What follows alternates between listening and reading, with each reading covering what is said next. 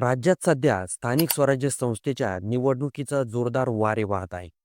2 डिसेंबरला मतदान आणि 3 डिसेंबरला मतमोजणी होणार असल्यामुळे प्रत्येक तालुक्यात, प्रत्येक नगरपरिषदेत, प्रत्येक नगरपंचायतीत राजकीय वातावरण प्रचंड तापलेलं आहे.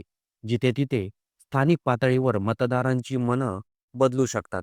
जिथे-तिथे नेते, पदाधिकारी, कार्यकर्ते रात्रंदिवस प्रचार करत आहेत. या निवडणुकीचं वैशिष्ट्य म्हणजे राजकीय युती असली तरी बहुतेक ठिकाणी मित्र पक्षांचं एकमेकांशी थेट लढत आहे. हे सगळं वातावरण असताना मालवणमध्ये एक अशी घटना समोर आली आहे की जिने संपूर्ण राज्याचं लक्ष वेधलं आहे. कारण ही घटना फक्त स्थानिक नव्हती, तर तिचा राजकीय अर्थ खूप मोठा होता. काही दिवसापूर्वी मालवणमध्ये अशी चर्चा सुरू होती की काही ठिकाणी मतदारांना पैसे दिले जात आहे.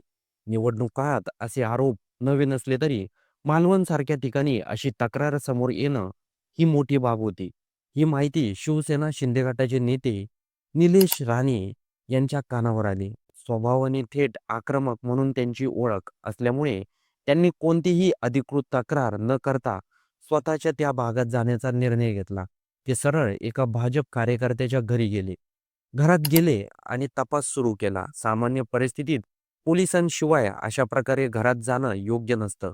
पण निलेश राणे स्वतःच आत गेले आणि तिथे त्यांना एक बॅग दिसली, जी पैशाने भरलेली असल्याचे त्यांनी सांगितलं. तिथेच त्यांनी थेट मोबाईल काढला आणि व्हिडिओ शूट केला आणि स्पष्टपणे सांगितलं, ही बॅग मतदारांना पैसे वाटण्यासाठी ठेवलेली आहे.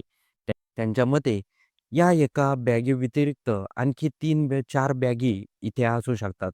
जेव्हा हा व्हिडिओ सोशल मीडियावर व्हायरल झाला, तेव्हा सगळीकडे एकच चर्चा सुरू झाली. मालवणमध्ये पैसे वाटण्याचा कट उघडकीस आला का?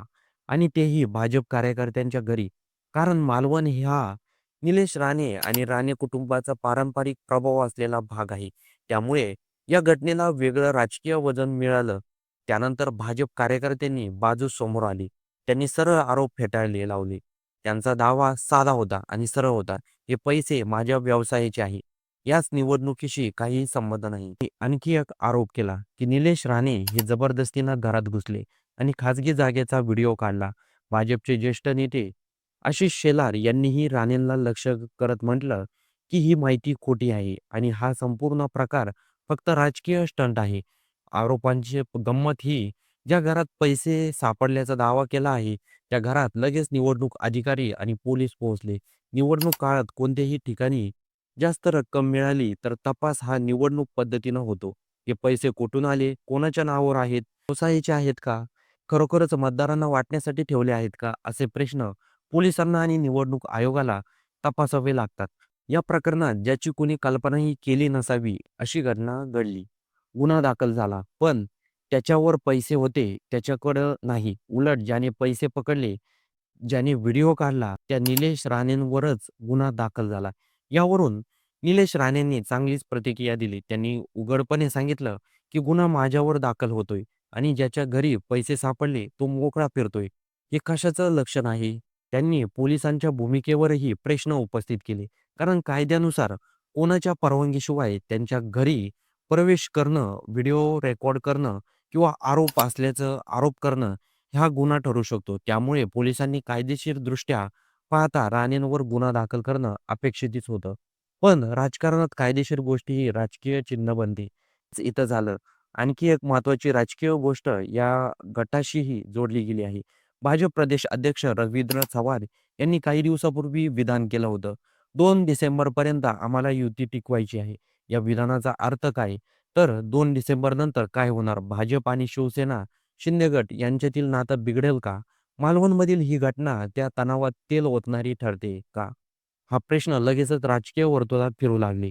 निलेश राणे हे शिंदे गटाचे महत्त्वाचे चेहरे आहेत. मालवण, सिंधुदुर्ग या भागात त्यांचा प्रभाव मोठा आहे. त्यांच्या हातून गेलेलं स्ट्रिंग ऑपरेशन म्हणजे थेट भाजपवरचा प्रश्नचिन्ह. त्यामुळे भाजपला ते अजिबात रचणारं नव्हतं. त्यातूनच दोन्ही पक्षांमध्ये अविश्वासाचं वातावरण निर्माण झालं आहे. काही कार्यकर्ते तर म्हणू लागले, की महायुती तुटण्याची सुरुवात याच घटनेपासून झाली आहे. या घटनेमुळे निवडणूक काळात एक मोठा संदेशही गेला. मतांची खरेदी विक्री होत असल्याचा संशय लोकांमध्ये आणखीनच वाढला. परंतु दुसरीकडं निलेश राणेंवर गुन्हा दाखल झाल्यामुळे त्यांचं राजकीय नुकसान होतंय का? हे देखील बघणं गरजेचं ठरणार आहे. सध्याची परिस्थिती अशी आहे, की तपास सुरू आहे. पैसे कोणाचे होते याबद्दल अजून निश्चित माहिती नाहीये. निवडणुकीवर त्याचा परिणाम होतो का? हे तपासात पुढे कळेल. पण एक गोष्ट निश्चित आहे, या घटनेने महायुतीतील तणाव वाढवला आहे. भाजप आणि शिंदे गटातील नातं आधीच काही ठिकाणी अडचणीत होतं. आता या प्रकरणामुळे एकामेकांवरील संशय, आरोप आणि नाराजी आणखीनच उघड झाली आहे. निलेश राणे यांच्यावर काय कारवाई होते हे देखील बघणं गरजेचं ठरणार आहे. कारण एकीकडं भाजपसारखा मोठा पक्ष आहे आणि दुसरीकडं शिंदे गट आहे. त्याचबरोबर भाजप या पक्षाचा मुख्यमंत्री असल्यामुळे नक्कीच अडचण देतील, असं तरी चित्र दिसतंय. त्याचबरोबर या घटनेबद्दल आपलं काही मत असेल, तर ते कमेंट बॉक्समध्ये नक्की नोंदवा आणि व्हिडिओ आवडला असेल, तर सर्वात आधी चॅनलला सबस्क्राईब नक्की करून जा.